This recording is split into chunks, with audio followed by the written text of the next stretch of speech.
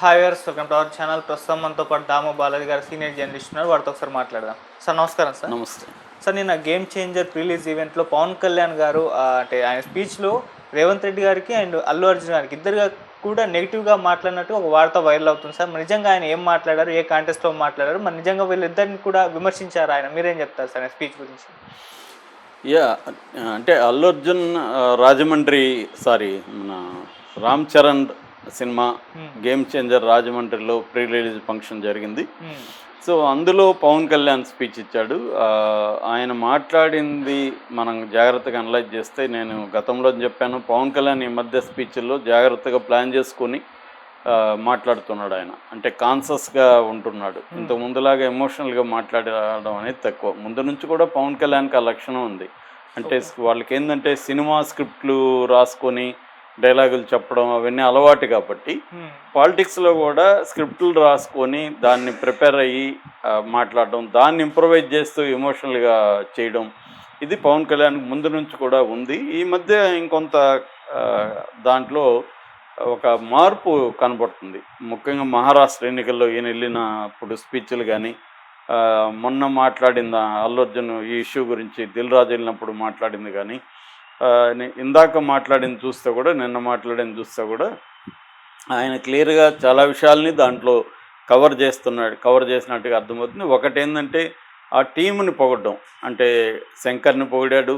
మామూలుగా ఆయన ఎప్పుడైనా పొగిడేటప్పుడు తన పర్సనల్ స్టోరీ ఇన్వాల్వ్ చేస్తాడు. ఈయన ఎప్పుడు బ్లాక్ టికెట్ కొని శంకర్ సినిమాకి జెంటిల్మ్యాన్కి వెళ్ళాడంట, అది చెప్పాడు.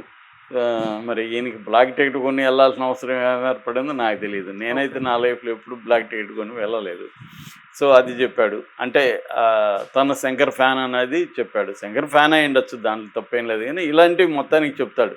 ఏ ఊరికి పోయినా ఆ ఊర్లో నేను ఇక్కడ తిరిగాను, అక్కడ చదువుకున్నాను, ఇలాంటి ఆయన మీద ట్రోల్స్ కూడా ఉంటాయి. వరుసగా ఆ వీడియోలన్నీ ఒక దగ్గర పెట్టారు. అది చూస్తే ఈయన అన్ని ఊర్లలో చదువుకున్నట్టుగా ఉంటాడు, అన్ని ఊర్లలో చిన్నప్పుడు తిరిగినట్టుగా ఉంటాడు, అలాగే ఏవో ఉంటాయి. సో అది మాట్లాడాడు.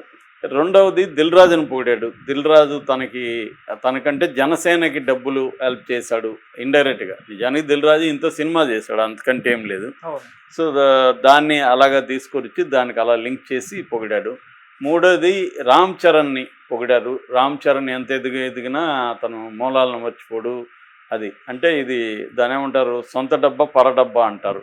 కొద్దిగా పరడబ్బా కొట్టుకున్నాడు, కొంత సొంత డబ్బా కొట్టుకున్నాడు. సో చిరంజీవి ఫ్యామిలీ అదంతా మాట్లాడాడు. ఎందుకంటే కాంటెక్స్ట్ కాబట్టి. మామూలుగా సినిమాల్లో వాళ్ళకు ఉండే కల్చర్ ఏంటంటే పొగడతలు విపరీతంగా మనం భరించలేం. ఆ స్థాయిలో ఒకరినొకరు పొగుడుకుంటుంటారు. ఫంక్షన్లంతా ఇదే గోల. సినిమా ఫంక్షన్లు అంటే పొగుడుకోవడమే, ఒకరినొకడు పొగుడుకోవడం తప్ప ఇంకేం కనబడదు. ఆ స్థాయి ఉంటుంది. అదే సంప్రదాయాన్ని ఆయన ఫాలో అయ్యాడు. అక్కడ శంకర కూడా అంతే చేశాడు, రామ్ చరణ్ అదే చేశాడు, మళ్ళీ దిల్ రాజు కూడా అదే చేశాడు. వీళ్ళందరూ కలిసి ఆయన పొగిడారు. సో పవన్ కళ్యాణ్ అంత గొప్పవాడని శంకర్ పొగిడాడు. ఆయన నిజ జీవితం చూసే స్క్రిప్ట్ రాసుకున్నాడు అని ఈయన పొగిడాడు రామ్ చరణ్. ఇలాగా వాళ్ళు మొత్తాన్ని పొగిడారు. సరే, అది ఓకే. ప్రధానమైన విషయం ఏంటంటే ఇక్కడ టికెట్స్ రేట్లు పెంచడం కానీ, ప్రత్యేక షోలు కానీ, బెనిఫిట్ షో కానీ, ఇవన్నీ రేవంత్ రెడ్డి నేను ముఖ్యమంత్రిగా ఉండేంత వరకు ఉండదని ఒక భీష్మ ప్రతిజ్ఞ చేసినట్టుగా అసెంబ్లీలో చెప్పేశాడు. ఇప్పుడు దాని నుంచి వెనక్కి పోవడం రేవంత్ రెడ్డికి ఇబ్బంది. కానీ అవతల దిల్ రాజు 3 సినిమాలు ఉన్నాయి. అంటే ఒక సినిమా దిల్ రాజు పెట్టుబడులు ఉన్నాయని చెప్తున్నారు, డాకు మహారాజులు. మిగతా 2 కూడా ఆయన ప్రొడ్యూస్ చేసినవే. సంక్రాంతికి వస్తున్నాం కానీ, ఇటు గేమ్ చేంజర్ కానీ. సో ఇప్పుడు దిల్ రాజుకి ఇబ్బంది. దానికోసం అక్కడేమో వాళ్ళకి ఇబ్బంది లేదు, ఆల్రెడీ అల్లు అర్జున్ సినిమాకి ఇచ్చారు. మామూలుగానే చంద్రబాబు సినిమా వాళ్ళు ఏమడిగినా ఆయన పరిధిలో ఉంటే చేసేస్తాడు. ఆయనకి పెద్ద ఇబ్బంది ఏమి ఉండదు. ఎందుకంటే సినిమా వాళ్ళు కూడా ఆయనకి ఉపయోగపడతారు కాబట్టి చంద్రబాబు అలాగే ఉంటాడు. పవన్ కళ్యాణ్ కూడా సినిమా వాడే కాబట్టి ఆయన కూడా ఎవరినో ఇబ్బంది పెట్టాలని పవన్ కళ్యాణ్కి కూడా ఉండదు మామూలుగా. ఆ కైండ్ ఆఫ్ రివెంజ్ అనేది ఒక వైసీపీ పట్ల ఉంటుంది తప్ప పవన్ కళ్యాణ్కి వేరే వాళ్ళ పట్ల ఏమీ ఉండదు. కాబట్టి ఆయన కూడా ఇబ్బంది లేదు. సో అయితే ఇక్కడ రేవంత్ రెడ్డి ఇలా ఇచ్చాడు కాబట్టి ఇండైరెక్ట్గా రేవంత్ రెడ్డిని కూడా ఆయన విమర్శించాడు.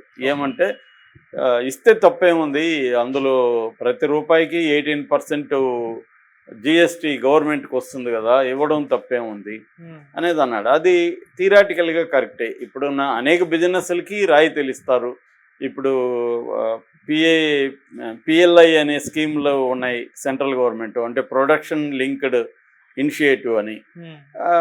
చాలా అట్లాగే అంకురాలు అంటా ఉంది ఈ మధ్య ఈనాడు, అంటే స్టార్టప్స్కి చాలా రకాల ఎంకరేజ్మెంట్ ఉంది.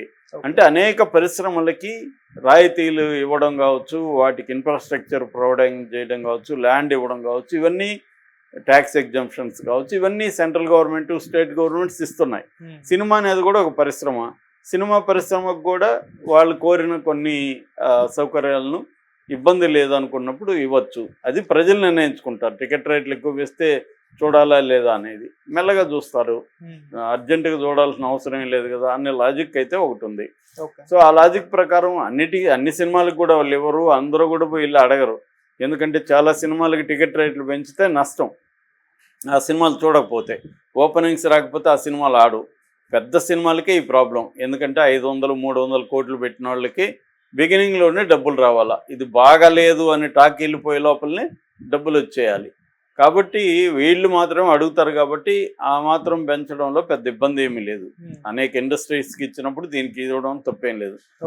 అంటే పవన్ కళ్యాణ్ ఇండైరెక్ట్గా ఆయన మాట్లాడింది తప్పు కాదు. పవన్ కళ్యాణ్ కరెక్ట్గానే మాట్లాడాడు ఆ విషయంలో. కాకపోతే రేవంత్ రెడ్డికి ఒక చొరకేసినట్టుగా అనుకుంటున్నారు. అది రేవంత్ రెడ్డికి చెప్పినట్టే ఉంది. ఎందుకంటే ఆయన ఎవరు అడగలేదు కదా, అక్కడేమి ఇబ్బంది లేదు కదా, ఆ టాపిక్ ఎందుకు తేవాలి? ఇస్తే తప్పేంటి, ఇస్తే గవర్నమెంట్కి వస్తుంది కదా అని ఆయన ఎవరన్నా అడిగారా? ఇస్తే తప్పని ఆయనకి చెప్పారా? మేము ఇస్తున్నామని చెప్పొచ్చు, కానీ ఇండైరెక్ట్గా రేవంత్ రెడ్డికి ఒక చొరక తగిలిచ్చాడు.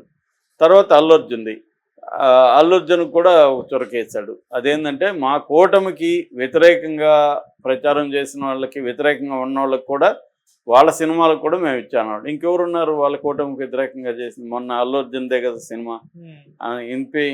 ఇంతకు ముందు ఏం చేయలేదు కదా వాళ్ళు. కాబట్టి అల్లు అర్జున్ సినిమాకి చేసామంటే క్లియర్గా ఆయన డిక్లేర్ చేశాడు, అల్లు అర్జున్ మా కూటమికి వ్యతిరేకంగా పనిచేశాడు అన్న విషయాన్ని పవన్ కళ్యాణ్ ఫస్ట్ టైము అల్లు అర్జున్కి యాంటీగా మాట్లాడాడు. మొన్న కూడా ఆయన మాట్లాడిన దాంట్లో క్లియర్గా అల్లు అర్జున్దే తప్పు అన్నట్టుగానే మాట్లాడాడు. ఆయన ఓవరాల్ మొత్తం గమనిస్తే అల్లు అర్జున్ అది తప్పు. ఎందుకు తప్పు అంటే ఆయన అక్కడికి వెళ్ళడం తప్పని అనలేదు పవన్ కళ్యాణ్. లేదు, పైగా వెళ్తారు మామూలే, లేచి నమస్కారాలు హాయ్ చెప్పకపోతే ఇతనికి కొవ్వు అనుకుంటారు, లేకపోతే అరోగెన్స్ అనుకుంటారు. కాబట్టి అది చెప్పడం తప్పు కాదని కూడా సమర్థించాడు. కానీ ఆయన వెళ్ళి పరామర్శించలేదు, గోటితో పోయేదానికి గొడ్డల వరకు తెచ్చుకున్నాడు అని అల్లు అర్జున్దే తప్పు అన్నట్టు. ఆ విషయంలో రేవంత్ రెడ్డిని ఎక్కడ ఆయన విమర్శించలే. అంటే అల్లు అర్జున్ని సమాజంలో ఒక దోషిగా నిలబెట్టే ప్రయత్నంగా గురించి ఆయన మాట్లాడలేదు. చాలా విషయాలు ఆయన మాట్లాడలేదు. అంటే రేవంత్ రెడ్డి సినిమా ఇండస్ట్రీ మీద ఈ స్థాయిలో మాట్లాడాలా, పరామర్శించాలంతా విమర్శించాలా, ఇవేవి ఆయన మాట్లాడలేదు. అది కూడా నేను సమర్థిస్తాను పవన్ కళ్యాణ్ ఆ విషయంలో కూడా. ఎందుకంటే ఆయన ఒక ఉప ముఖ్యమంత్రిగా వేరే రాష్ట్ర ముఖ్యమంత్రి విషయాలు మాట్లాడాల్సి వచ్చినప్పుడు సంయమనం పాటించడం అవసరం. అది 100% పవన్ కళ్యాణ్ చేశాడు. ఎందుకంటే రేపు పొద్దున అది 2 రాష్ట్రాల ఇష్యూ లాగా అయిపోతుంది. ఒక ఆంధ్రప్రదేశ్ రాష్ట్ర ఉప ముఖ్యమంత్రి తెలంగాణ రాష్ట్ర ముఖ్యమంత్రిని మాట్లాడాడు, నీకేంటి మా రాష్ట్రంలో మా ఇష్టం అనేది వీళ్ళు అనుకోవచ్చు. నీ రాష్ట్ర ఇష్యూలో ఏమన్నా మేము కలుగు చేసుకుంటున్నామా అన్న విమర్శ వస్తుంది. కాబట్టి అక్కడ మాట్లాడాడు. కానీ ఇక్కడికి వచ్చేసరికి సినిమా అది కూడా ఇండైరెక్ట్గా అన్నాడు తప్ప డైరెక్ట్గా ఏమనలేదు. ఓన్లీ ఏంటంటే అల్లు అర్జున్ని నువ్వు మాకు యాంటీగా ప్రచారం చేసావు. నిజానికి అల్లు అర్జున్ పాపం యాంటీగా ఏం ప్రచారం చేయలేదు. ఆయన వాళ్ళ ఫ్రెండ్ దగ్గరికి వెళ్ళి మద్దతు తెలియజేశాడంతే. అది కూడా వాళ్ళ భార్య ఫ్రెండ్, ఆమె వాళ్ళ హస్బెండ్ ఇతను, భార్య ద్వారానే ఇతను కూడా ఫ్రెండ్ అయ్యాడు. తన ఫ్రెండ్ అతను కూడా పిలవలేదు, తను వెళ్ళి మద్దతు తెలియజేసి వద్దామని వెళ్ళాడు తప్ప అక్కడ ఏమీ ప్రచారం చేయలేదు, వైసీపీకి గురించి చేయలేదు, ఏమీ చేయలేదు. ఆయన క్లియర్గా చెప్పాడు కూడా, నేను ఏ పార్టీకి ఇది లేదు. కానీ దాన్ని కూడా సహించలేని పొలిటికల్ వాతావరణం ఇవాళ ఆంధ్రప్రదేశ్లో ఉంది కాబట్టి అల్లు అర్జున్ ఇది అన్నారు తప్ప అదర్వైజ్ అల్లు అర్జున్ చేసిన నేరం ఏం లేదు. ఆయన అసలు జగన్ ఇది చేయలేదు. రెండోది ఏంటంటే వైసీపీ వాళ్ళు దీన్ని ఉపయోగించుకొని అల్లు అర్జున్ని తాము క్లెయిమ్ చేసుకోవడానికి ట్రై చేయడం, దాంతో వీళ్ళకి ఇబ్బంది కావడం, అట్లాంటి విషయాల్లో అల్లు అర్జున్ సైలెంట్గా ఉండిపోవడం కూడా అల్లు అర్జున్కి ఇబ్బంది అయింది. నన్ను ఇట్లా ఎవరు వాడుకోకండి అని ఒక స్టేట్మెంట్ ఇచ్చుని ఉంటే, నేను రాజకీయాలకు అతీతం అనేది ఒకటి ఇచ్చుని ఉంటే ఆ టైంలో బాగుండు. అంటే అల్లు అర్జున్కి కూడా ఎక్స్పీరియన్స్ లేకపోవడం, ఇట్లాంటివి జరగకపోవడం తెలియదు కాబట్టి ఆయన నేను నా ఫ్రెండ్కి హెల్ప్ చేశాను తప్పేముంది అనేది ఆయన అనుకుంటాడు. కానీ అలా ఉండవు కదా రాజకీయాల్లో చాలా జాగ్రత్తగా ఉండాలి. నువ్వు తప్పు చేయకపోయినా కూడా నువ్వు దోషిలాగా నిలబెట్టేయగలరు రాజకీయాల్లో. అందుకని చాలా హుషారుగా ఉండాల్సిన అవసరం ఉంది. అది మేబీ అల్లు అర్జున్ ఈ పాటికి నేర్చుకొని ఉంటాడు, ఎందుకంటే అతనికి పెద్ద దెబ్బ తగిలింది కాబట్టి.